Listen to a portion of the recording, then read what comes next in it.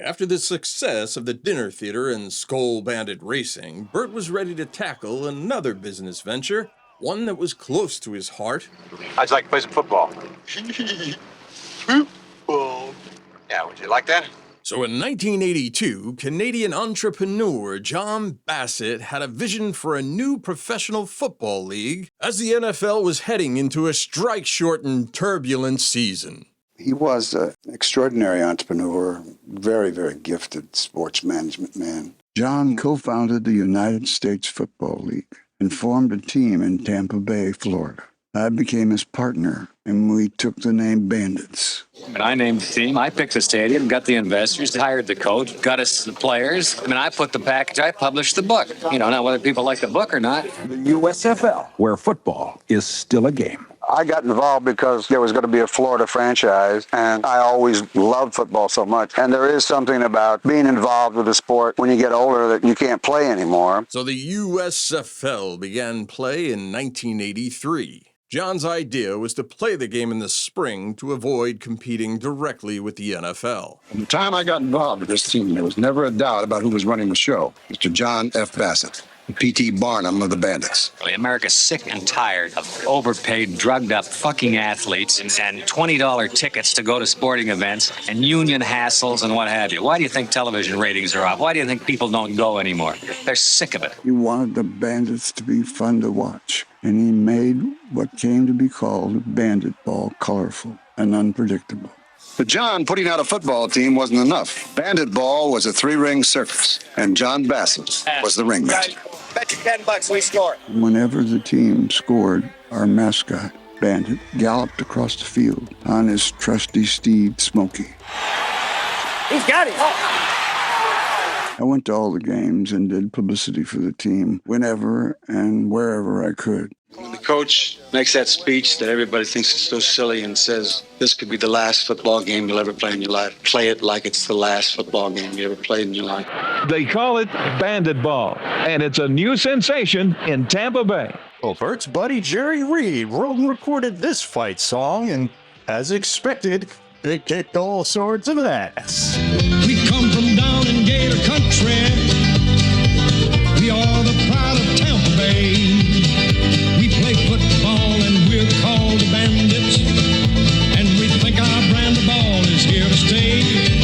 Bandit ball. Gotta be tough, gotta be rough. Bandit ball. Bandit ball. Let's play all the way. Bandit ball. If you see people throw and catch better than that, I want to pay and go watch them play myself. When the Tampa Bay Bandits started the season with 4 straight victories, Burt recorded a personal message for Coach Steve Spurrier. Steve, I think it's nice for you to be laid back. I think that's very good. And to be quiet and all the things that you are.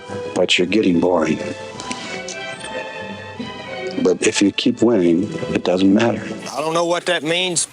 I've seen it not mean anything, and I've seen it mean things. Bandit ball was a hit. The team drew 40,000 fans a game, got good TV ratings, and had a winning record. Even Lonnie Anderson appeared on billboards wearing a Bandits jersey.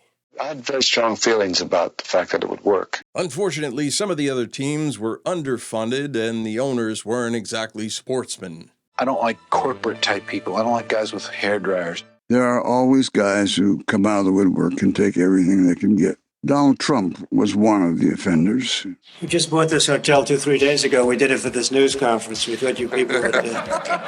He swooped in, bought his New Jersey Generals. He wanted to go head-to-head with the NFL, play our games in the fall. If God wanted football in the spring, he wouldn't have created baseball. But we weren't nearly the quality level of the NFL. We couldn't compete with them for fans or advertisers.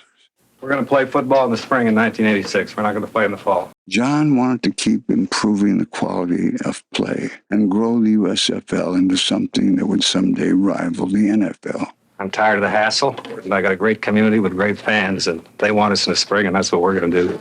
Donald didn't have John's vision or passion for the game. He admitted that and came into the league intending to move the games to the fall to compete directly with the NFL. I thought if we moved to the fall, we'd create tremendous problems for the NFL and something would happen. Bullshit we are. I had a feeling that instead of trying to develop the brand, Donald was angling for a merger with the NFL so he could wind up with an NFL franchise for a song. Well, I would have liked to have been an NFL owner if I could have gotten in inexpensively. And this was a way of getting, as one alternative, into the NFL very inexpensively. In my opinion, it was Donald's fault that the USFL didn't survive. Mr. Bassett, he went to Toronto for tests. It was discovered that he had 2 brain tumors. Well, they say you got 6 months to 2 years. That's what they told me. If you knew John, you weren't surprised to see him still out there stalking the sidelines.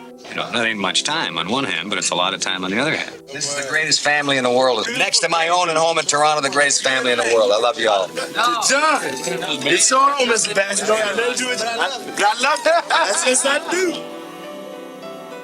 Bravest man I ever knew faced death with such dignity and humor and class. I never saw anything like it in my life. I think John might have held the league together, but after he died, Donald was like a shark in a tank full of guppies. NFL teams average almost $1 million in profit. USFL teams lose $3.5 million apiece. Donald won the battle, but we all lost the war, and our league folded after the 3rd season. And USFL, despite all the jokes about it, if you look at the ball players that came out of that league that made All-Pro, went to the Super Bowl, the guys like Kelly, who I'm sure may be in the Pro Hall of Fame, and a lot of linemen, too. Easy touchdown, Jordan Leslie. In 2022, the USFL reformed and the Tampa Bay Bandits took the field again. I'm sure many of you, including myself, will be pulling for the Bandits' success to make Burt proud. Watch for new movie reviews and documentary series. Don't forget to subscribe and click on that bell so you know when new reviews arrive.